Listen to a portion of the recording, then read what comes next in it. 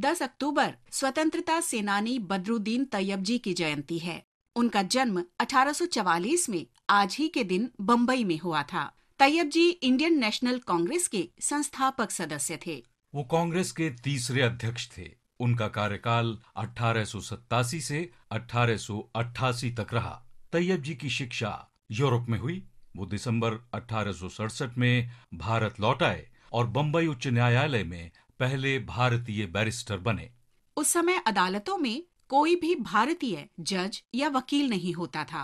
बम्बई उच्च न्यायालय के जज के रूप में वो साहस और निष्पक्षता के लिए प्रसिद्ध हुए, जिसका प्रमाण 1897 में राजद्रोह के मुकदमे में बाल गंगाधर तिलक को मिली जमानत थी। जबकि इसके पहले के जजों ने तिलक की जमानत याचिका 3 बार खारिज कर दी थी। उनकी वकालत का लोहा गांधी जी भी मानते थे। एक बार उन्होंने स्वीकार किया था कि उनमें फिरोज शाह मेहता या बदरुद्दीन तैयब जी जैसे वकीलों के गुण नहीं हैं।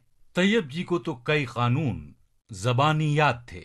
1902 में बदरुद्दीन तैयब जी बम्बई उच्च न्यायालय के मुख्य न्यायाधीश पद पर पहुंचने वाले पहले भारतीय थे। कहा जाता है कि तैयब जी ने तिरंगे की डिजाइन में भी भूमिका निभाई थी। इतिहासकार ट्रेवर रॉयल ने अपनी पुस्तक द लास्ट डेज ऑफ राज में लिखा है, मूल रूप से तिरंगे में उस चरखे का चित्र लगाया जाना था जिसका गांधी जी उपयोग करते थे, लेकिन वो पार्टी का चिन्ह था। तैयब जी ने सोचा कि इससे गलत संकेत जा सकता है। बहुत सोच विचार के बाद गांधी जी उसकी जगह अशोक चक्र अपनाने पर सहमत हुए, क्योंकि उनकी नजर में सम्राट अशोक का हिंदू और मुसलमान दोनों ही सम्मान करते थे। इसके बाद एक रात को पंडित जवाहरलाल नेहरू की कार पर जो ध्वज लगाया गया, उसे तैयब जी की पत्नी सुरैया ने विशेष रूप से बनाया था। 22 जुलाई 1947 को संविधान सभा की बैठक के दौरान उसी ध्वज को अनुमोदित, स्वीकृत और आत्मसात किया गया तथा 15 अगस्त 1947 को वो भारत का आधिकारिक झंडा बन गया। भारत के इस महान सेनानी, राष्ट्र ध्वज के डिजाइनर और कानून के ज्ञाता का निधन 26 अगस्त 1906 को लंदन में हृदय गति रुकने से हुआ था।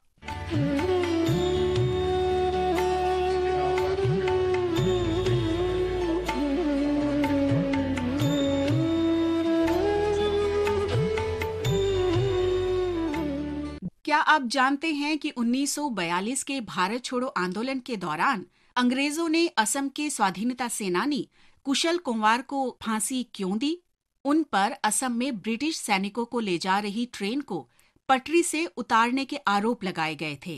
10 अक्टूबर 1942 की रात 1:52 पर जब ट्रेन पटरी से उतरी तो वो गोलाघाट जिले में सरूपाथर रेलवे स्टेशन से करीब 1 किलोमीटर दूर थी। गवाहों के अनुसार इस दुर्घटना में करीब 1000 ब्रिटिश सैनिक मारे गए। दुर्घटना के तुरंत बाद पुलिस और सेना के जवानों ने पूरे इलाके को घेर लिया। इसके बाद इलाके में जबरदस्त अत्याचार और गिरफ्तारियों का दौर चला। इस दुर्घटना के सिलसिले में अनेक स्वाधीनता सेनानियों को पकड़कर जेल भेज दिया गया। उस दौरान कुशल कुंवर को लोगों ने भूमिगत होने की सलाह दी, लेकिन उन्होंने मना कर दिया, चूंकि कुंवर गोलाघाट जिला कांग्रेस कमेटी के प्रमुख नेता थे। इसलिए उन्हें भी फंसा दिया गया और 43 लोगों के साथ गिरफ्तार कर लिया गया। विचाराधीन कैदी के रूप में उन्हें जोरहाट जेल में 120 दिन रखा गया। इसके अलावा उन्हें 100 दिन एकांत कोठरी में कैद रखा गया। इसके बाद उन्हें 15 जून 1943 को अंग्रेजों ने फांसी दे दी।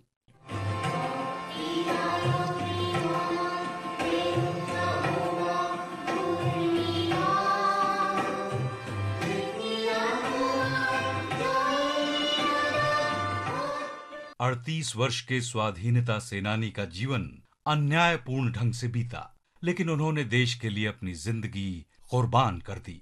2016 में असम सरकार ने सरूपाथर के निकट बलिजान में इस शहीद के घर को संरक्षित करने का फैसला किया।